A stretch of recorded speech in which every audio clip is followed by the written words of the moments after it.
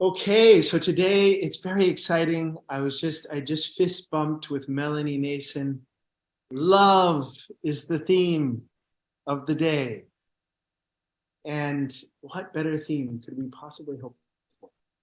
Because, of course, God has his being in love. He is love. And since this is a class, a life, weekly contemplation about living with God in our lives, we should talk about love, probably. So remember this theme, this is the second half of the loving the deed theme, the seventh ray of light that comes out of Christ Jesus. Witness, the coming one, wounded healer, disciple, shepherd king, overflowing cup. Loving the deed. These are 7 ways of understanding how Christ Jesus is active, how God on earth is active. And we're interested in this because we're interested in also ever more enlivening and receiving Christ into our innermost being. Your innermost being is like a cup, a chalice, and it needs to be filled. If your innermost being was already Jesus Christ, we would not need to have any talks or any classes or any workshops. You would already be just fine.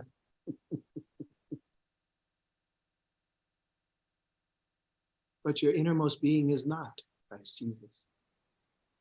It wants to become in his image and likeness.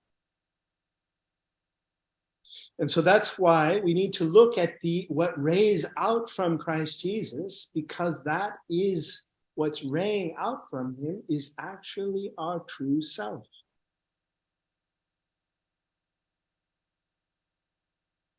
So that we can begin to more and more imitate, not just imitate, we'd be lost if it was just imitation, but ingestion. That's why you actually eat his body and drink his blood. And we can also receive his life into us.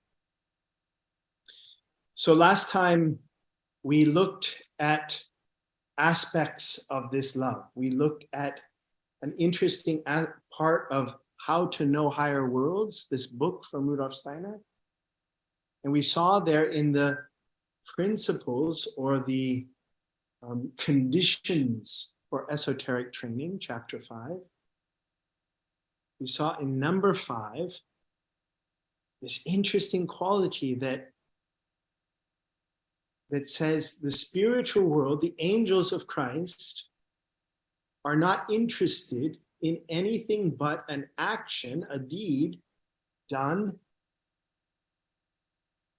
out of love for that deed itself. So if I'm going to go and dig a hole and do some gardening,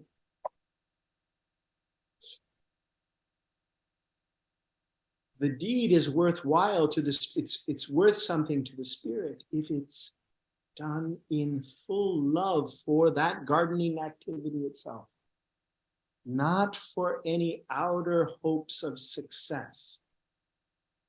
It's an interesting distinction.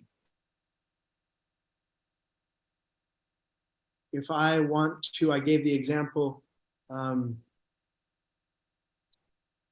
if I want to be a basketball coach, I can love the deed. I can let go of outer success, let go of wins and losses, not make that my aim, and focus on how we play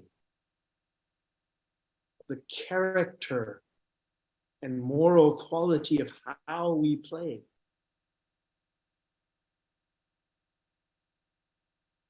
I gave the example of Ted Lasso. It's a show on Apple TV. I know you guys are going to be immediately tempted to judge me because I watch Apple TV. Don't do it. Don't do it. We can also find the Christ impulse in all kinds of things, in all kinds of places. Ted Lasso is a great example of a coach who actually puts love, community, and moral forgiveness above any outer success. It's really an incredible show, actually, I have to say. Although I can't vouch for the third season. I'm just on the second season. Who knows? It could be taken over by Lucifer and Ahriman. I don't know. Have to be awake. The other thing we looked at is this leading thought from Rudolf Steiner. Page 99. I think it's the number 10 or something like that. Alex knows, but don't tell us now, Alex. He says, if you love yourself in the deed, meaning if you love what people think of you, like if I'm more concerned with how Richard thinks of me and how I give talks, I incline myself toward Ahriman. If I'm more concerned with what you all think of me after this talk, I incline myself toward Ahriman. But if I love the thing itself more than myself in the thing, I incline toward Christ. What? Meaning, if I really love just this content and talking, no matter what happens, no matter who leaves during the talk, if I love that more than what it means for my self-image, I incline toward Michael and Christ. Those are the two main aspects of love. This is hard, hey? So I get, right after the talk last week, I get, oh my gosh, I did something out of self-interest. I get that from someone. Oh, I was thinking too much of myself. And oh, yes. This is not, I'm not preaching morality here. So what do we do with the problem that every time we try to do something good, every time we try to love, this tendency is going to raise its head in us to think of ourselves more. There's a problem here. Every time I try to do something without concern for outer success, I'm going to meet in me the egotistical desire to have outer success and to be seen as really a good speaker. What are we going to do with this problem? And if you say, oh, no, I don't have any of that in myself. Oh, look again. You're just not being very truthful with yourself. Look again. Try again. So as we go into today now, we're going to look at this problem. Paul describes it in Romans 8. We've been doing that in DLP. He says, every time I try to do the good, evil, egotism is right nipping at my heels. What are we going to do?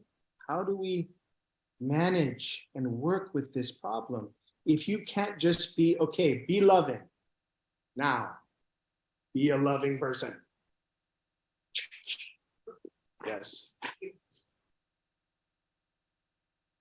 That doesn't work. That's also why people are having a hard time with institutional religion in this time. Because most of our way of working with the good is saying, Be good now. And it doesn't work. It doesn't work anymore. Because we're entering into the time what anthroposophy calls consciousness soul. But we can also just describe, without using that term, we could describe the innermost human being must learn to be aware of the evil in its midst, in its sheaths, and at the same time receive and align itself with the good.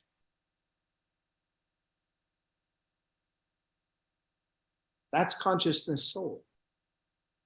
It's not just do this or that. This is ego activity, earthly ego activity. That's what consciousness soul is. No one can do it but you. It's also another way to describe it is learning to open the door which no one can shut and close the door which no one can open.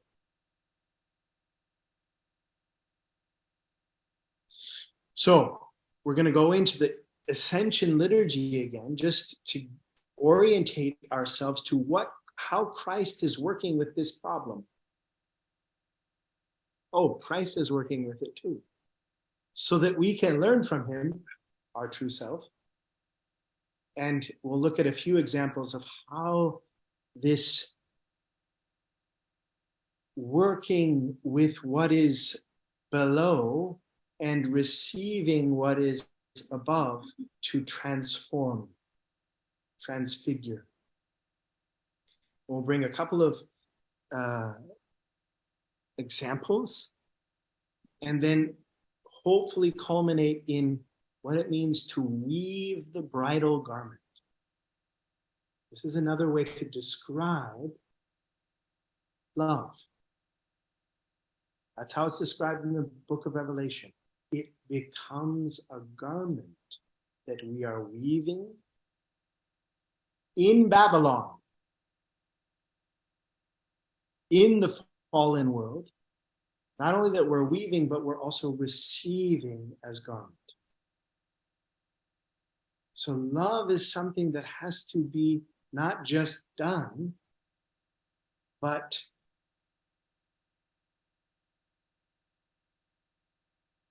woven, received. It's a transformational process. Good. Okay, so first we're going to do our inner exercise. Remember, we're trying to get a feel for our innermost being in its awake attention, but also in its cup nature. It's a cup. It wants to receive Christ's being, Christ's life. So first we'll come into silence and try to be awake in the stillness and then turn our cup in prayer to him. So turn slightly away from the screen, take a deep breath, and come into stillness.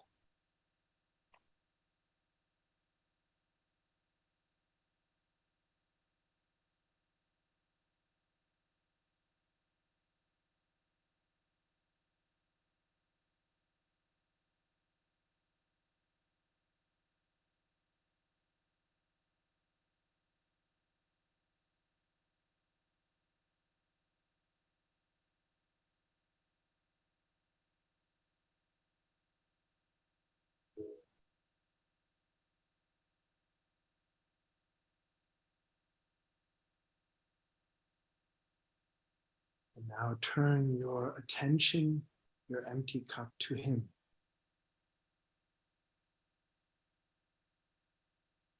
My heart be filled with your pure life, O Christ.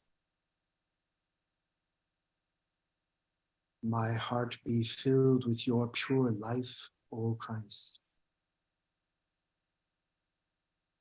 My heart be filled with your pure life, O Christ.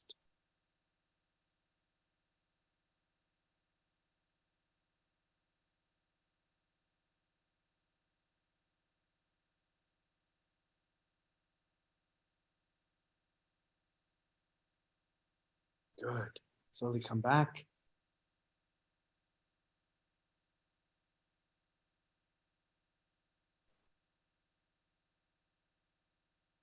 Welcome again to all the latecomers. So good to see you. All right, friends. So, what is Christ doing? How is the one who has his being in love working? Well, it's just super fortunate that it's Ascension still until Sunday. And we have the blessing of this Ascension liturgy. And it says Christ is sent to us. He's teaching and he's suffering and he goes through death and he overcomes death. And then it says very clearly, it says, he lives in earthly being, transfiguring earthly being with heavenly being. And we behold him with heart's power of vision.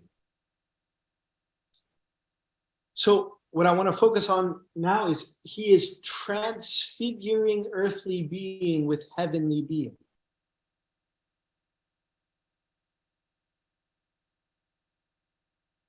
What is love? Is it not loving that he is with us?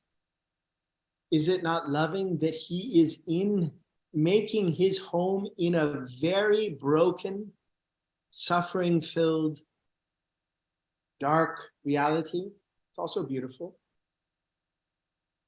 So he's with us, suffering the earth, suffering humanity, suffering what we suffer. But he's not just suffering. He's transfiguring earthly being with heavenly being. If you think about it, look at what he did also to his body. His earthly body, death body, was transfigured into something that doesn't get touched by illness or death, the risen one. He transfigured earthly being with heavenly being. Where did that heavenly being come from? What does Christ say if we read the Gospels, especially John? What does he say he's constantly doing and receiving? And Father. The Father. I only think what the Father is thinking. Yeah. I only do what the Father is guiding me to do. I only teach. I only heal. I'm constantly, if this is Christ, I'm constantly receiving the Father's heavenly being. Yeah? You with me? I'm constantly receiving through prayer. What's his prayer? Our Father in the heavens, hallowed be your kingdom come, your will be done, above in the heavens, so also on the earth. Give daily bread. That's his prayer. He's constantly receiving into his inner core, like a cup. Oops, that's not a cup. Heavenly being. And what's happening to the earthly being? So right now, he's still doing that. He's praying for us. He's transfiguring the death elements in the earth. For example, those of you who've done the 9 layers of the earth with Regina Couric know all about that now. He's transfiguring gradually the earthly death elements through receiving and radiating heavenly being from the Father. I'm going to put a radiating here.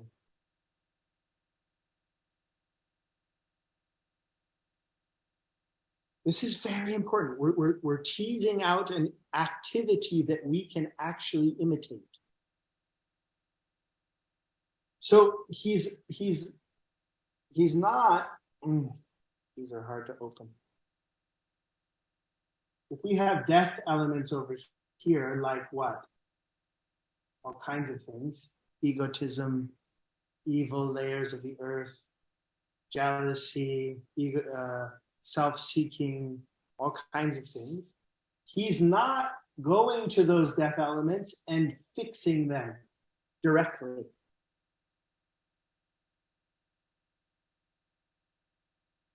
He's bearing them, noticing them, bearing them, and indirectly, through receiving heavenly being, the radiating power is indirectly beginning to transform them.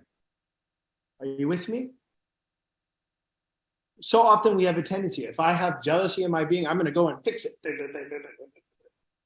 Figure out where it came from in my childhood, which past life, and that's so I can fix it. That's not how he works. He notices it, bears it, and through heavenly being, being a vessel for heavenly being, the radiating power of that heaven starts to indirectly transform.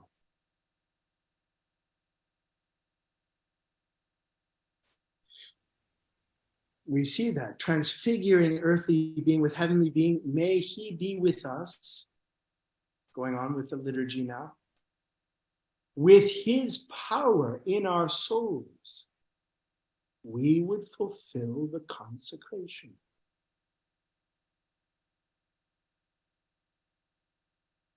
That's the epistle. What is the consecration? It's transubstantiation. Transforming death into life. But indirectly, we're not going to death and fixing its molecules. With his power radiating from our hearts, we would gradually fulfill the consecration. You see how that works? Transubstantiation happens because God's radiating being that has come into us indirectly starts to melt the ice, if you will. That's actually a good picture. I just can't. Death elements, the earthly elements that need to be transformed, are ice, and they need to become the water of life. They need to be shifted. But that doesn't happen because I go and pick up the ice. The warmth of the sun radiating from the heart starts to melt the ice. Indirect transformation. Very important, dear friends. It's not denial. Denial is when I don't see any of this bad stuff. It's I hold it, I bear it, and I'm focusing on receiving God's life. So let's give some examples. First, what I want to say, though, is, yes, this is very important. What happens if Christ is using these death elements, the layers of the sun, our egotism? They're not his errors, but he's taken them on. What happens if those he uses to receive the Father's life? Well, they don't just remain death elements. If I use something in order to pray and receive substance, receive grace, what is that thing? A chalice, but does the chalice sit on that's a death element? An altar. An altar is a tomb, friends.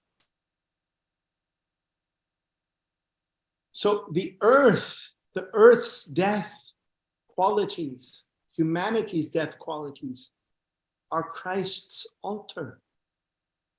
That's where he's praying from. Remember in our Easter epistle, in human spirit light, Christ is offering constantly in your soul, in the earth. So death doesn't just, the evil, dark aspects that we want to transform, the egotism that impels me to do something selfish, doesn't just remain that, it is turned into an altar.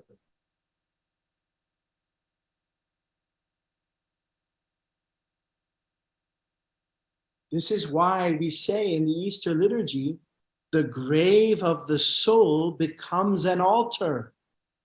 The grave, meaning the death elements in your soul, must become an altar. That can only happen through your intentionality. If you pray from them and not deny them and not get obsessed by them and not whip yourself because of them, but okay, the fear that's arising in my being, I'm going to turn into an altar by praying for the medicine for fear. Oh Lord, help me to feel your faith, receive your faith in the presence of my fear. Look what happened. Resurrection, yes, but also that fear becomes an altar. That's where I'm praying from for his faith. Doesn't fix it. It doesn't necessarily get rid of it. I'm just praying in its midst and not focusing on it. I'm focusing on receiving God's faith.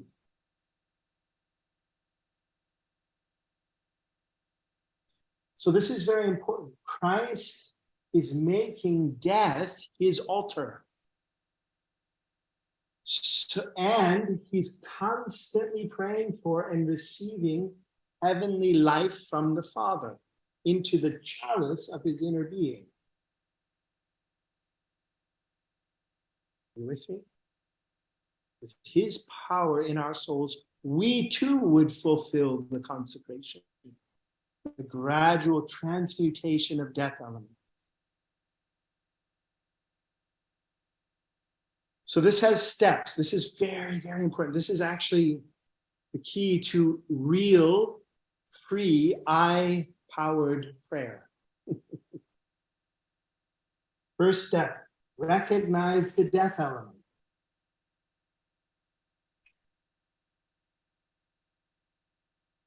Let go of your obsession with it. Don't whip yourself because of it. Don't condemn. Recognize it. Then turn it into an altar by asking yourself, what of that quality, selfishness, fear, jealousy, what would I need of the heavenly light to deal with that death element? So if I'm feeling jealous of my colleagues, how do I turn that into an altar? What's the medicine for jealousy?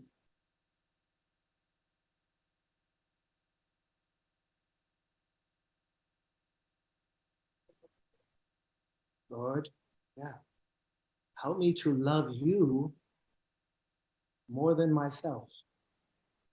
Help me to find you and be grateful for you in my colleague. Help me to trust my destiny is my destiny, their destiny is their destiny. Help me to let go of my obsession with myself. Doesn't mean that it's gone. It just means that that jealousy now becomes an altar for the substance of loving God more than myself.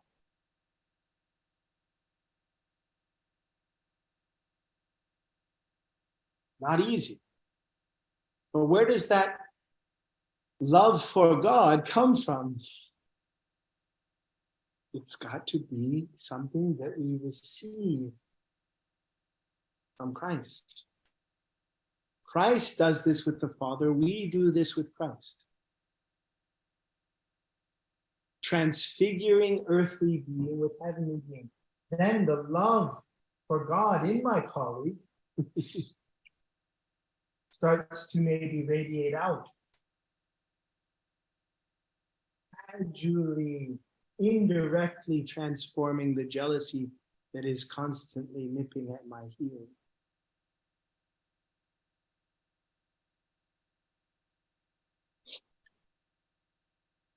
Good. So the first thing is recognition. The second thing is, what can I ask for? What can I receive into my cup that would be a counterbalance for that death element? And then focus on that moral substance. Ask for it to be received into your being so that it can radiate out. Transfiguring earthly being with heavenly being, with his power in our souls, we would fulfill this deed. I mentioned last time, and we'll go to 11:30, and then we'll have, of course, as we do, questions and comments. Last time I mentioned, when I was a young priest, I struggled. Well, I still struggle. The struggles get more subtle, by the way. I remember coming out sometimes in the act of consecration and thinking, focusing on, oh, how many people are there? Oh, how am I going to do this so that people are having an amazing experience, right? These things come up. That's focusing on outer success, yeah? That's myself in the deed. So those, you could say, were death elements that came up in my soul. If I fret about those things, if I get too concerned about the fact that, oh, I have those things, then I lose the plot. I'm not loving anything. I'm just kind of irritated. But my work was to see that, let it go, and focus on my love for the prayer that I'm doing right now at the altar. Yeah? And receive the heavenly light that is coming through the consecration itself. Another example of this activity, I have a colleague. It's not important who they are or what they are, but this happens all the time to colleagues. This priest was working in an affiliate, and the people in charge of setting up the altar, this priest was noticing they're getting a little resentful. You always have to set this up,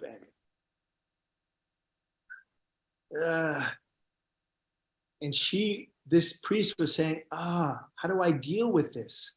Because it's really irritating me that they're so pissed off all the time.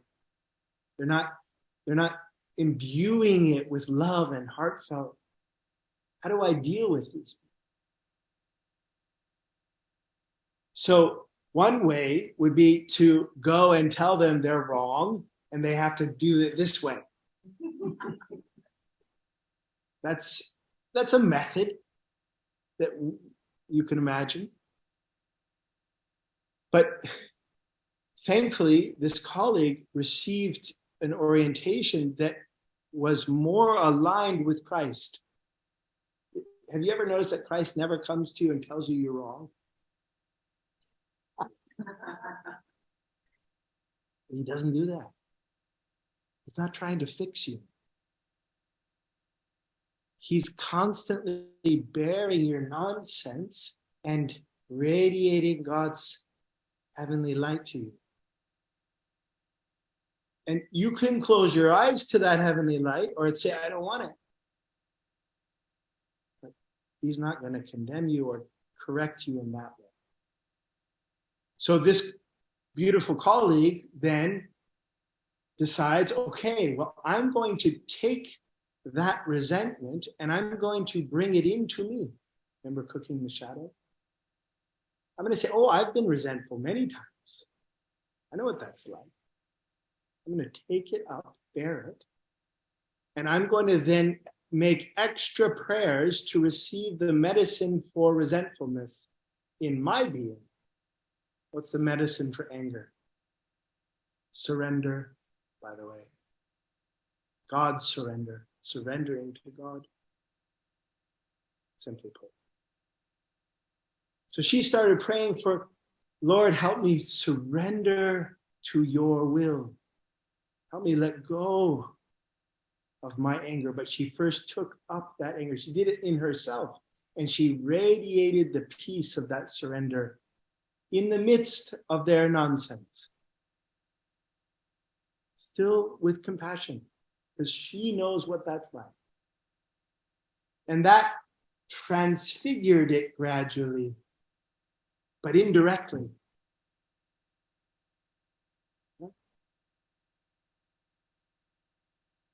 Is that not love? You see how weird love is? It's weird.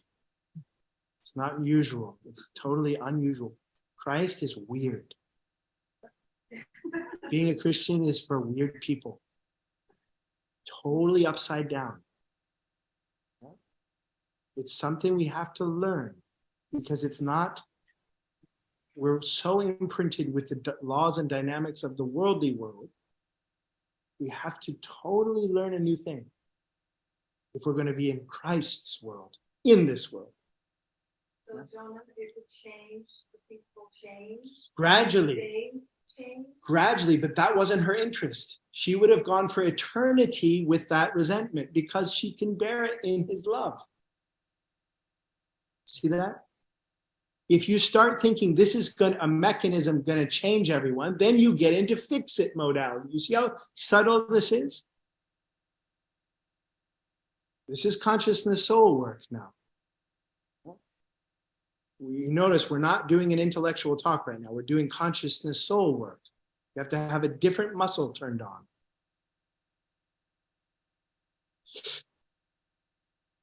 So how can we, another example, got a wonderful student, not to be named, don't worry, I won't out you, struggling with fear. How would we turn fear, if fear is rising up in our souls? Does anyone ever get afraid? I do. I'm struggling with fear for our movement right now. Yeah? Rises up in your souls. What do? Do you deny it? Do you condemn it? Do you whip yourself because of it? Well, if we're following Christ, he's bearing that death element. He notices it. And he's receiving heavenly life and radiating out in the midst of it. So fear arises in our souls. What's the medicine for fear? Faith, definitely. Love, faith. Lord, Christ, help me to receive your love, your faith in the midst of this fear.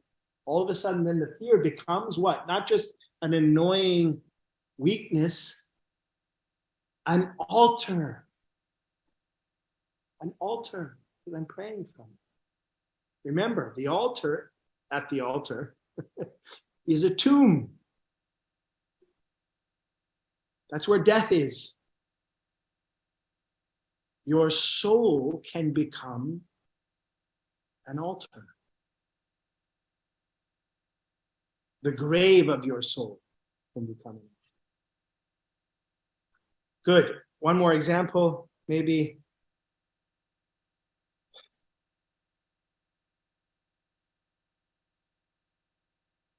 Oh, should I? So this is an example that I'm hoping doesn't cause too much outrage. Shouldn't. But I want to say beforehand, I received a question once from a student. Said, What would Christ do, Jonah? Would Christ wear a mask or get a vaccine?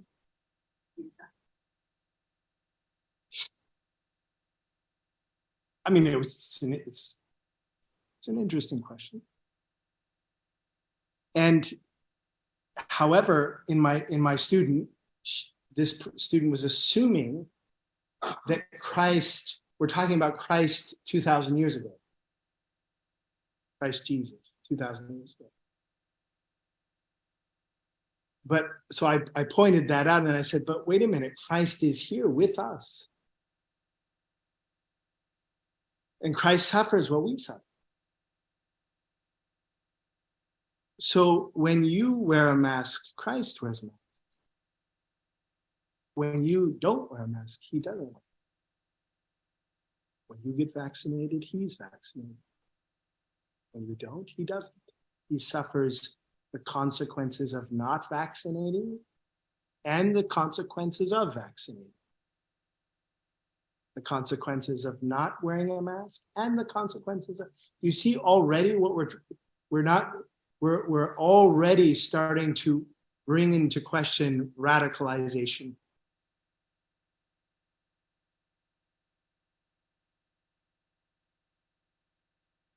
He brings all human suffering into the cross.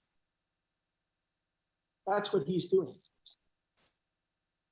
All of it becomes a place where he is dying, experiencing the forces of death, and at the same time receiving from the Father the forces of true life. That's why we have a sun cross.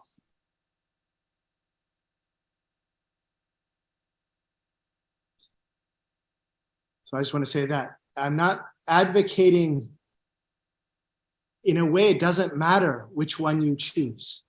What matters is, what are you suffering? And how does that suffering become a chalice for God's life?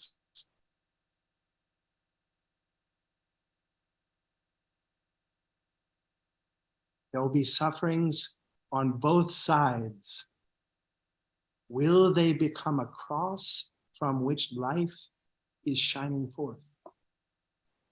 So I noticed in our congregation during COVID that most of our friends and people were deciding to come even though there was a risk of getting sick.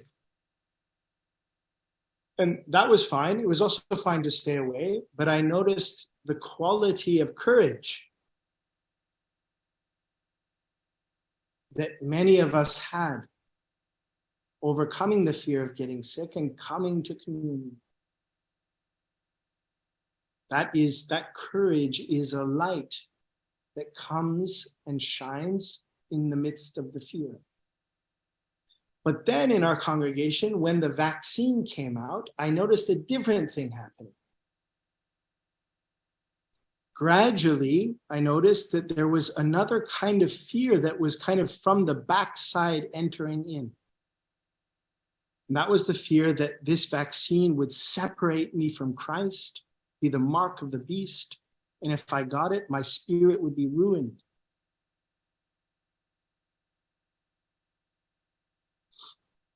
And in my prayer life and in my connection to the angel of the congregation, I decided it was important for me to show a picture that Christ's love was stronger than the vaccine.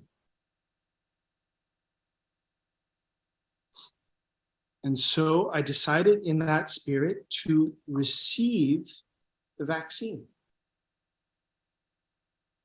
And what do you think happened? Again, this is not for or against, actually.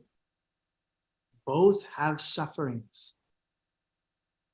You who have said no to the vaccine, no, you have to deal with sufferings. I received it in this spirit. And what happened to me was, for the next 4 days, I was attacked by certain thoughts, feelings, and impulses. certain demonic beings began to feel, think, and impulse in me. Death elements. What were those death elements? Earthly reality is the only thing. I began to start having these thoughts. Spirit is actually not real. Actually, all that spiritual stuff, it's kind of ridiculous. Mocking of the spirit. I'm not used to those thoughts, so they were kind of salient in doubt in the spirit. I began to have terrible bouts of doubt about what we were doing. And perhaps because I've had certain battles before, I was able to recognize these elements. Doubting the spirit, mocking the spirit, tempted to think earthly material reality is all there is. And I could tell that the doorway they came through stronger was this substance. Now, asterisk. These beings are everywhere, period, no matter if you're vaccinated or not. They're working big time with these thoughts and feelings and impulses. It's just, in my experience, the vaccine was an extra powerful door. So what did I do? I decided, how am I going to make these into an altar? What's the medicine for doubt in the spirit? Faith. I began to pray for faith. Wasn't enough. Wasn't enough. I had to pray for Christ's faith to come into me. Just faith wasn't enough. Lord, give me your faith. And I began to notice the spirit becoming solid in me, radiating, counterbalancing those forces of death. Doubt in the spirit, lack of faith, mocking of the spirit became very important to counterbalance. And what did I find as a prayer from heaven? I need love for the spirit. What overcomes the mocking is love for the spirit. But love wasn't enough. I needed Christ's love for the spirit. This became like an inner battle for 3 or 4 days. Still elements, even today, will sometimes come up. But these prayers, Lord, help me to receive Christ's love for the spirit, Christ's faith in the spirit, and finally, to overcome just caring about the material world, Christ's hope in the spirit. Those prayers, those specific prayers, helped me to overcome the spiritual effects that I experienced, along with communion and reading the Apocalypse of John, just reading it, letting its power wash over you.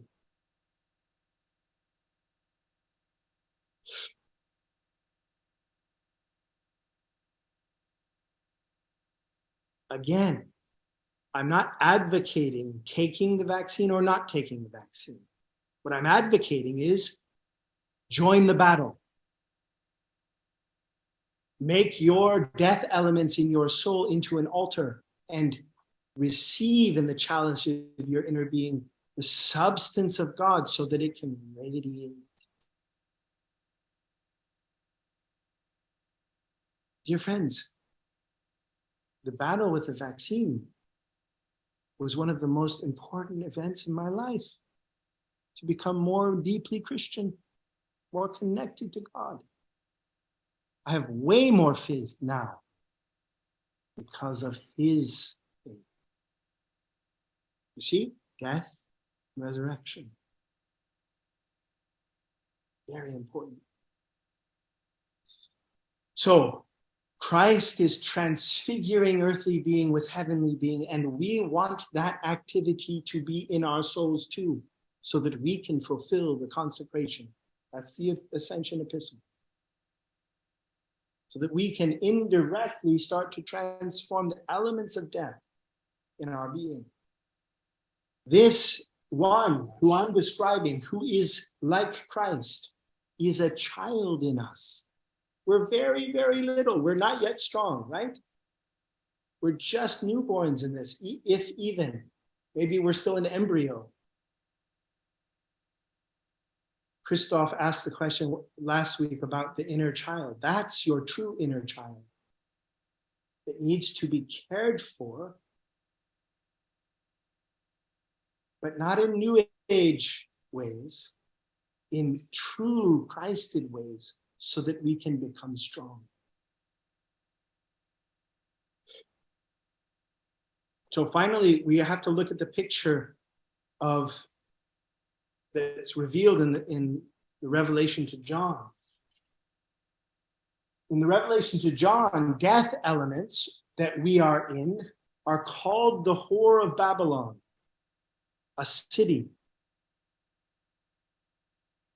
Babylon is the materialistic power that we live in, Ahriman's world.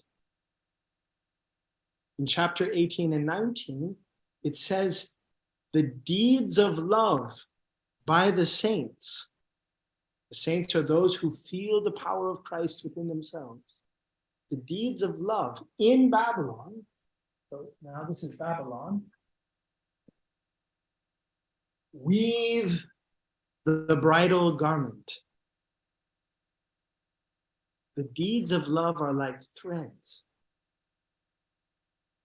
They weave the bridal garment, preparing the bride for the great wedding with the bridegroom. And then when Babylon is cast down, the bride rises up. So Babylon is kind of like a womb also. It's a prison also. But the very important thing is that the love deeds are done in Babylon, where Christ is with us. And then at the end of Earth evolution, those love deeds are taken up and made eternal. That's why Paul says in his hymn to love, which we're going to do next week, Corinthians 13, says, love is what lasts. Love is more real than nature if it's Christ's love. More real. Heaven and earth will fall away. Babylon will fall away, and the love deeds of the saints that have been woven into the place of Babylon will rise. And one final picture, it's also, we could say, well, wait a minute.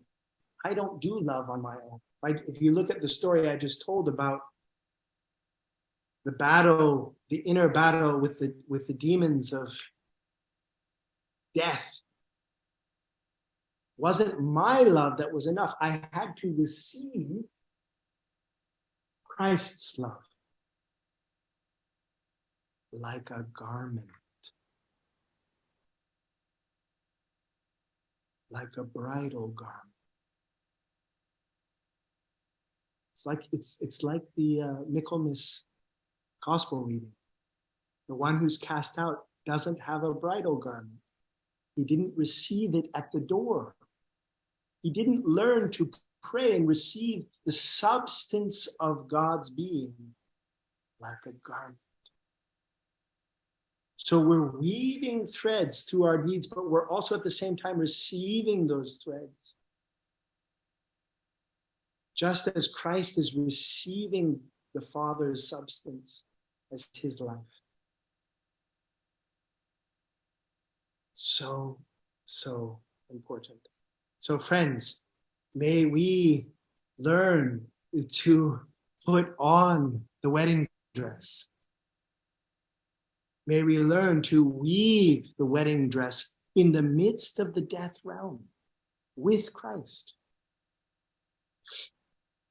And to culminate that, even though it's probably going to maybe embarrass her, but that's okay.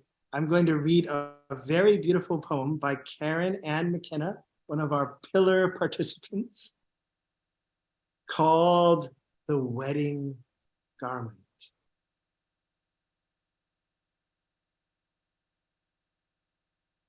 A wedding garment will we weave and sew,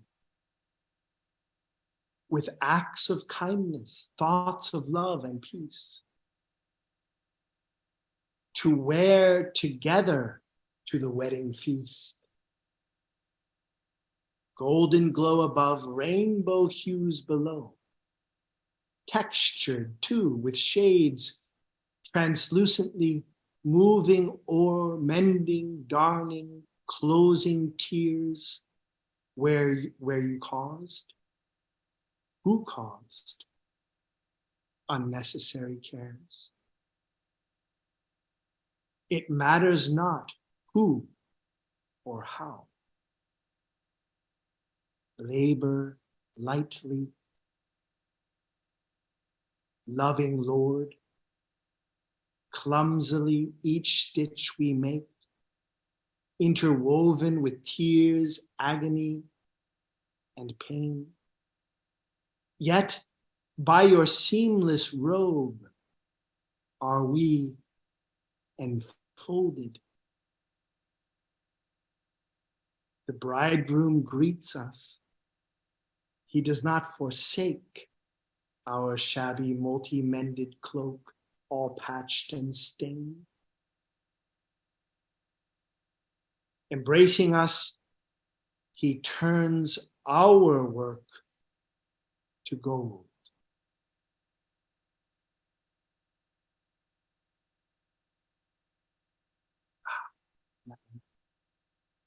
Thank you, dear Karen. All right, friends, that's what I wanted to share for today. Next week, we will look at Paul's hymn to love as a kind of culmination of our time. And then you're going to have a special treat. Lisa Romero will give the class the first 2 weeks of June. And I'm away. No, she'll be online. Yeah. So, questions. Oh, Beverly. Already, Beverly has a question. I do have a question, and I'll try to be somewhat delicate in the way, I guess, that I position this. But your example for yourself with the vaccine and your struggle was quite lovely to listen to. And you have the capacity and the understanding and the experience to do that. So I guess my question would be for the millions and millions of people who've been permanently harmed.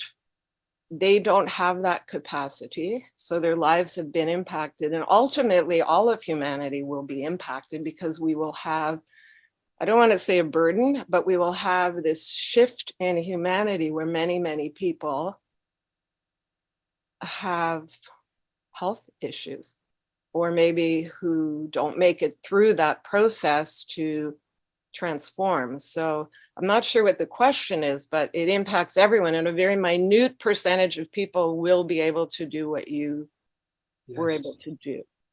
Yeah. So what do all of us do in embracing the people who have been impacted and cannot transform that? Yeah. Very good question. Well, first of all, I didn't transform it. Christ did in me. And yet you're very right that kind of conscious relationship with Christ is perhaps quite rare. And yet I also want to say it's not just because of the vaccine that these beings are working. And mental illness, physical illness will increase. That's part of the destiny that we're working with.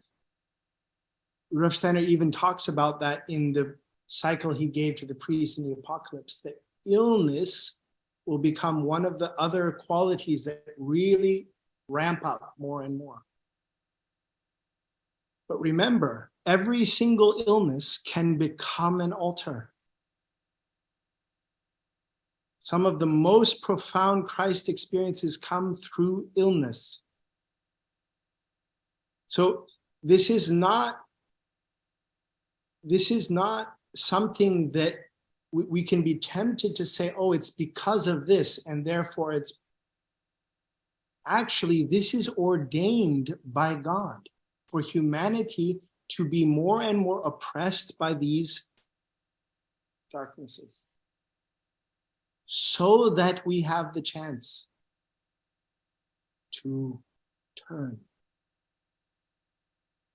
to make more and more our suffering into an altar. And yes, it can look hopeless, but Christ is not hopeless. And just as Paul says, nothing will separate him from us in this suffering. He is suffering all of this with us. So it's not as if even now, it's not as if I get to overcome and be free of that pain. No. I'm just now more sensitive to it, and have learned how to receive God's love in and through it. That's what we're all being called to. Every single catastrophe that the book of Revelation shows, and it gets much worse, friends, is opened by the Lamb. The seals are opened by the Lamb so that we have the chance to transform our hearts and minds. Repent. This is not for faint of heart.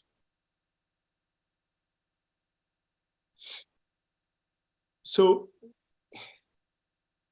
that it will get more dark, that it will get more difficult, is being ordered and suffered by Christ.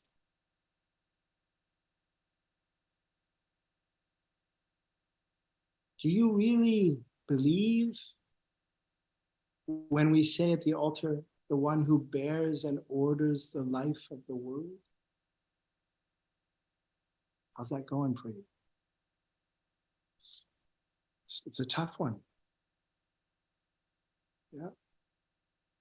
But again, if our goal, if our intention is for no suffering and no pain, we're going to have a hard time being Christians, real Christians,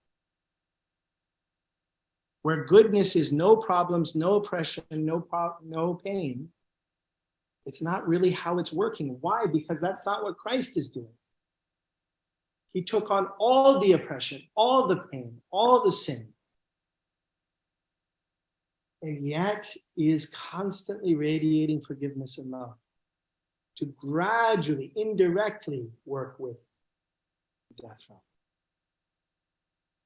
So I know that doesn't answer your question, probably, Beverly, but that nevertheless is an answer. I see Joanna and Paul, and I see Melanie. I think. Hi, Jonah. Thank you for your lecture. It was wonderful. Your initial example about if we were giving, or someone was giving a talk to a group of people, and they were mainly concerned or overly concerned about how about their self-image in front of these people, that would be leaning toward Ahriman. But if they had the love for the deed working in a Christ-centric way, that would be the proper approach. But usually there's a luciferic element here too on the other side. So I was pondering that, and I thought that if we were so puffed up in our ability to do things and quite certain that we were working out of love, we would be unconcerned completely about the reaction of the world toward what we did, knowing that we were just so perfect in ourselves. So the true Christ-centric way, working out of love, would be to accept what the world tells us in perfect acceptance and love for the world. and there we'd have it, I think. No, my friend. Sorry.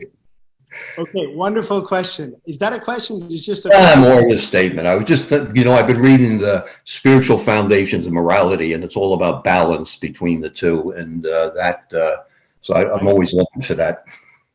Okay, well, let me then comment on your comment, which thank you. I really appreciate it because it brings up some wonderful points. First of all, we do not want to believe everything that comes from the world. Please. If I believed everything that came from the congregation, I love you all, but if I believed everything that they said about me, I would be totally codependent in a very unhealthy way on what they think. Sometimes I have to stand in a place where no matter what they think, I have to be that. But if I'm also, by the way, this is a principle, another condition in How to Know Higher Worlds. If I'm also just so stubbornly connected to my truth and I don't listen to anything anyone else says, then I will not be able to hear the truth when Elizabeth speaks it.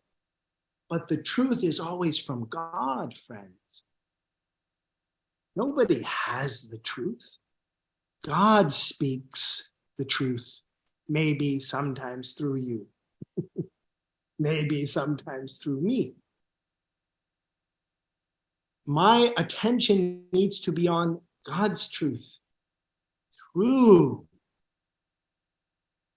But just as easily, Lucifer and Armand can speak through me or you. They're also deeply inlaid in your hearts. That's why it's so important that we learn to discern the quality of the voice of Christ from Lucifer and Armand. That brings me to the next point that I want to talk about, which is you made a great point, Paul, in saying, well, what about Lucifer if we're inclined toward Ahriman with our concern for ourselves in the deed? Yeah? So if I go on after this talk and go on YouTube and see how many people liked this episode, and like, yeah, I'm just super concerned with what people think of me. That's me loving myself that Steiner says inclines me toward Ahriman. But wait a minute. If we don't know the dynamic of that, we'll miss it. Lucifer is first.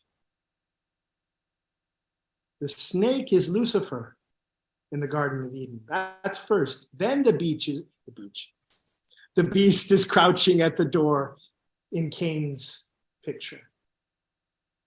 First, Lucifer bites, and then Ahriman can take hold.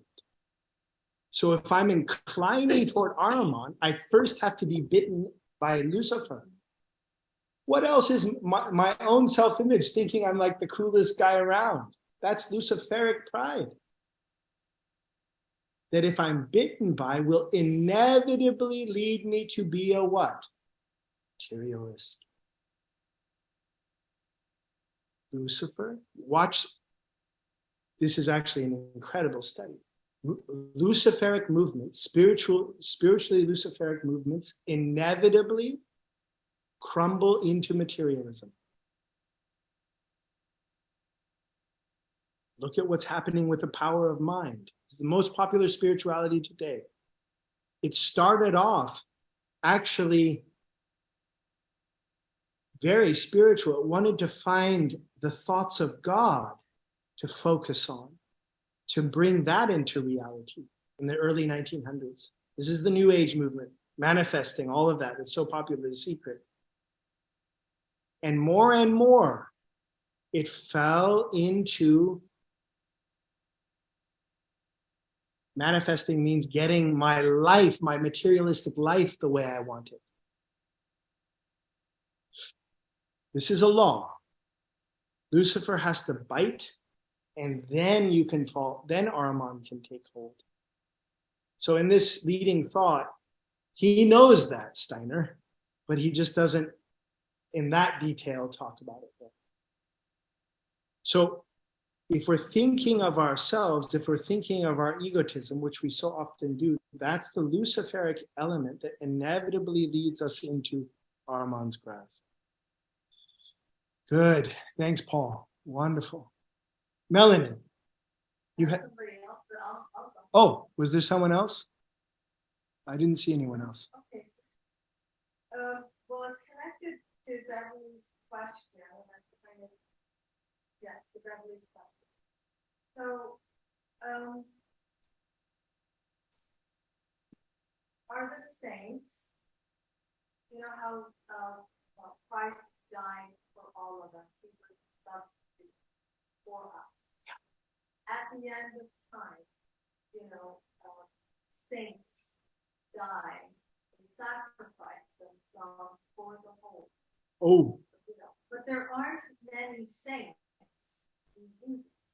You know, are we all to become saints? Will we be saints, or will very few be saved? Do you get my question? I think so. So you're saying, what does it mean to become a saint? And are we going to become saints? Well, are the saints the ones who will be saved at the end of time, or in a way, are they sacrificing for all of us, or like the Christ did? Yeah, good. Okay. So Melanie's question is about saintliness, I think. What's up with who's going to be saved? And what do saints do for us?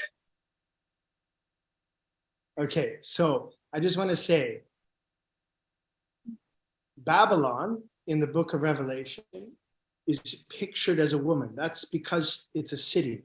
Anytime it's a group, humanity also, the woman clothes the sun, moon under her feet, stars overhead. That's a picture of humanity. The woman imagination is group. Babylon is also pictured as a woman, a group of the anti-saints, so to speak. And the Babylon has a chalice. And her cup is filled with the blood of the saints. That isn't just a one-time thing. That's constant. So anytime innocent, so to speak, innocent suffering occurs, you could say the onslaught of oppression, the onslaught of illness, the onslaught of difficulty is bringing us all into a possible death and resurrection. Inasmuch as I die and feel the healing power of Christ, not literally die, I'm not talking about dying to an old self. Going to take the vaccine was a death process. That is a sacrifice, an offering for the congregation to have a different picture.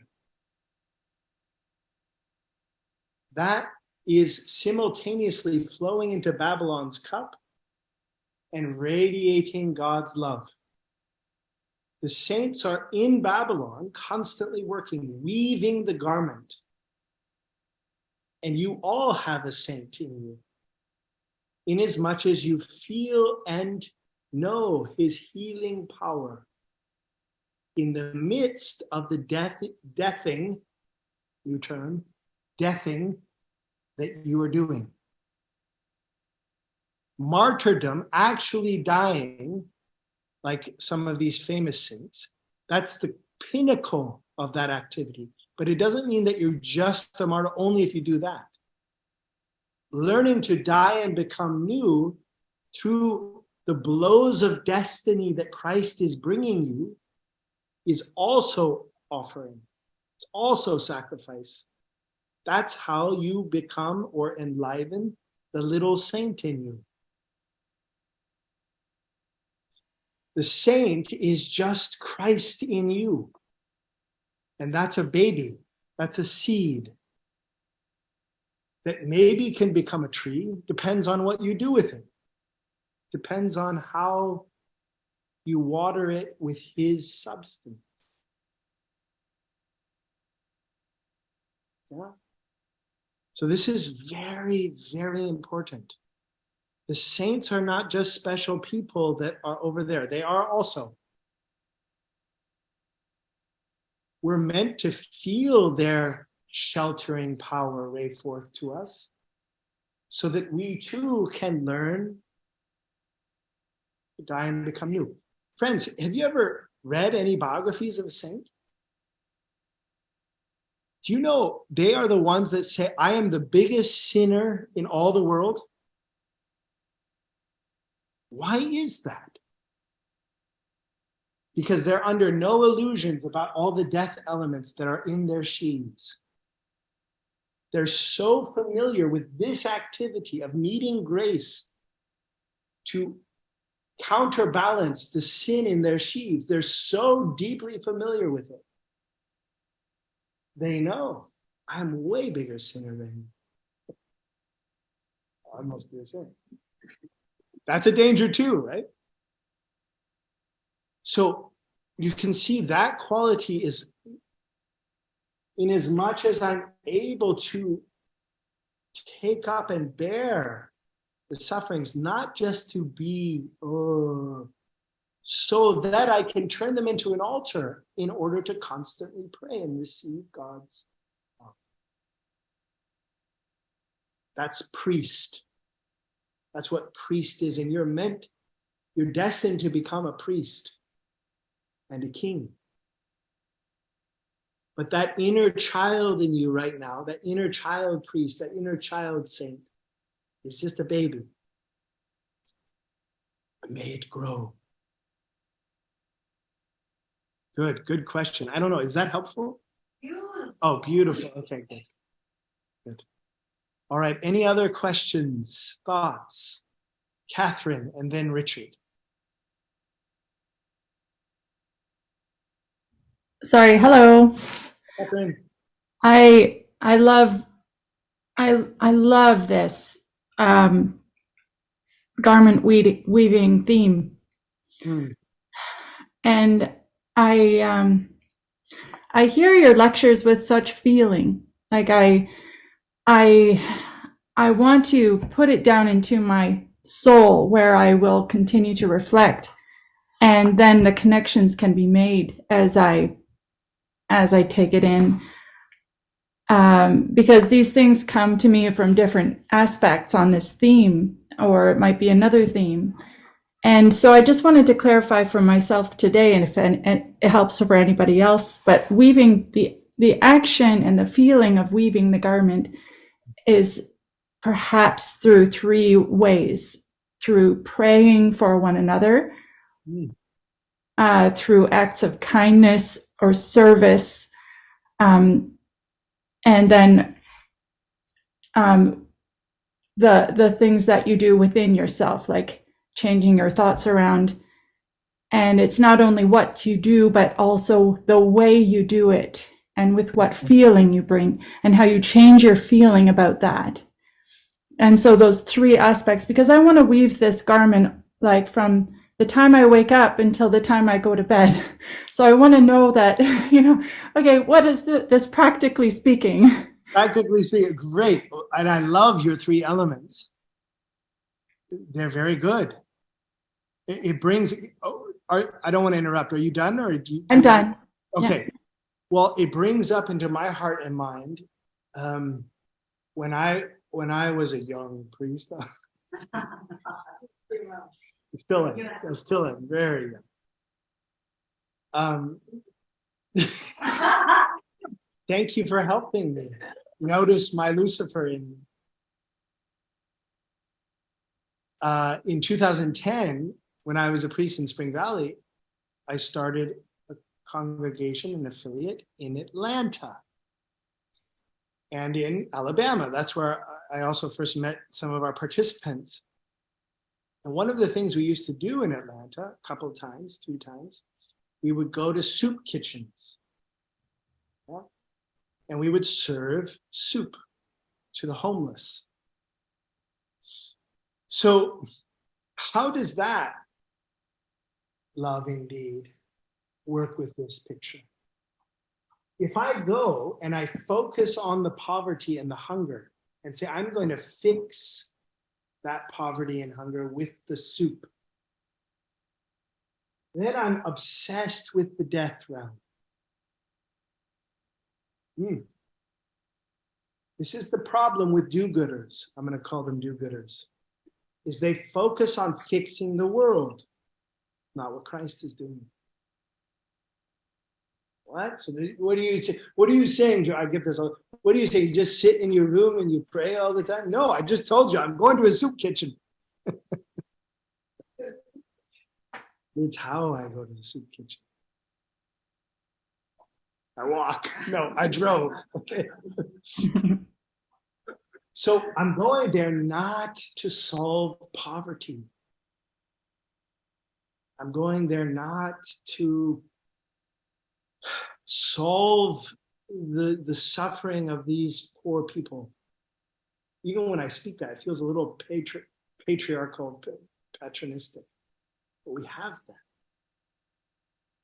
Yeah, look at the history of colonization. It's going in to fix the problem. Doesn't work. Turns out doesn't work. Never works. It's not real, but it's in us. We have it massively. We think it's compassion.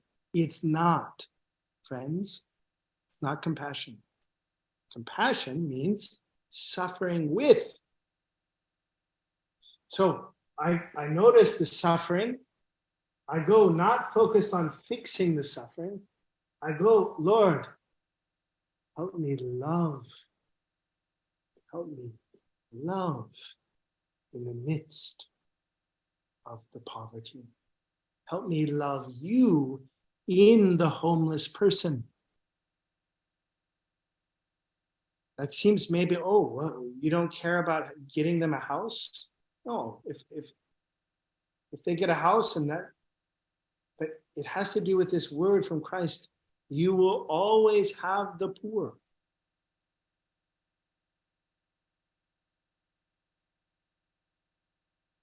Christ is not looking to make this world painless and perfect. That's not his goal. He's looking to inspire weavers of love in Babylon, and he will come and throw Babylon down at a certain point in the evolution of humanity. And the love substance will rise up as a bride and become a new earth and a new heaven. That's Christianity. So, do I not go to a soup kitchen then? I just stay in my room and pray? No. I go and I weave, I love God in the human being that I meet at the soup kitchen. And I give them soup. And I sweat and that's a way. And then the suffering, the poverty and the homelessness becomes an altar. I'm not trying to fix the altar, at least not. Trying to, in the offering, be born the fire of love. In the offering. So often you can see the do-gooders are just actually pissed off. They're actually pissed off because the world isn't behaving as they want to fix. They're not being able to fix what they want to fix. They're gradually more and more pissed off.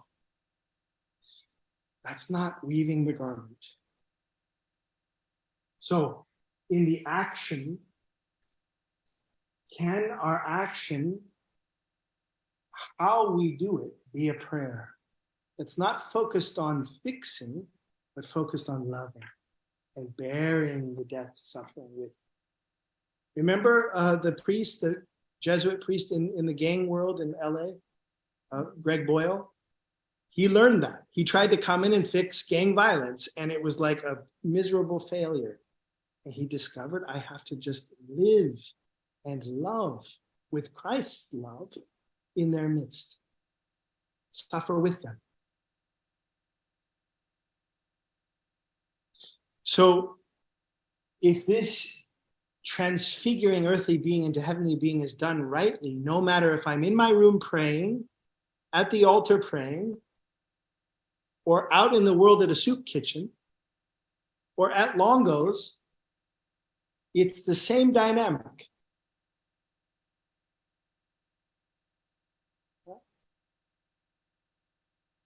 For those of us who were not vaccinated, that's That's what you need to do. So the unvaccinated will have lots of pains and sufferings, exclusion, all kinds of things. How do those become an altar? And be there in a loving way to those who suffer, who were vaccinated. Sure. And vice versa. Yeah. Vice versa. The element of holier than thou condemnation is itself a death element that arises in us all. Yeah? The do-gooders also think they're holier than the non-vaccinated people because they're doing the right thing. And the non-vaccinated have also a temptation to think, well, I'm not afraid and I've got all this knowledge or whatever. Yeah? How do the elements of self-righteousness become, which is a death element, become an altar? What's the medicine for self-righteousness?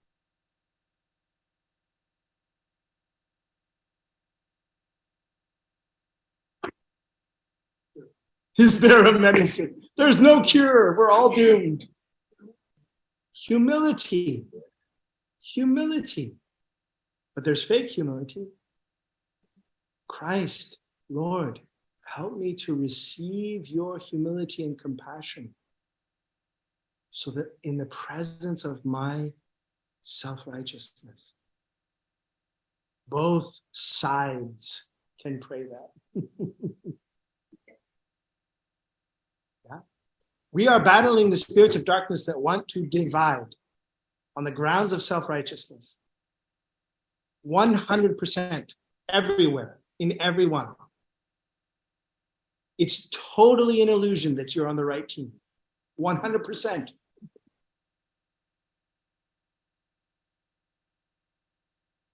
There's no right team.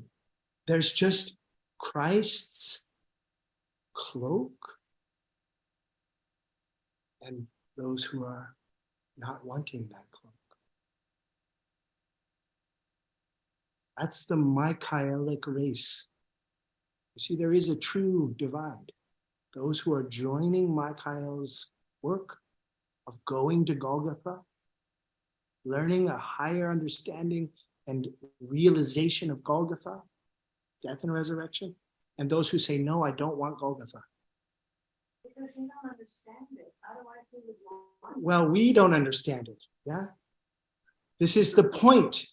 The team of good and bad, you're on the right team, you're on the wrong team, that's all a shadow illusion of the reality of this true divide. There's an Ahrimanic divide, which is a complete illusion, that you're on the good team and the others are dumb. And there's the Christ race that is dying and suffering with all and being resurrected with all, no matter what the suffering is. This is the key, friends, to congregational work in this time. It's not about who has the right answers. We have a big problem with this in our movement. It has nothing to do with the right answers. It has to do with whether or not your suffering, your death, becomes an altar through which you die and become reborn. And everyone is suffering, friends. Everyone. We have to change our lens if we want to find in our lives the cloak of Christ. It's easy to find the Ahrimanic, Luciferic, Azuric temptations. We all have them. They're totally powerful, and they're becoming more powerful, as you know. Oh gosh, it's already past 12. Okay. Dear friends, I'm very grateful for your attention and your love. And next week, we will have kind of a final week, and we'll look at the hymn to love in chapter 13 of the first letter to the Corinthians, if you want to prepare that.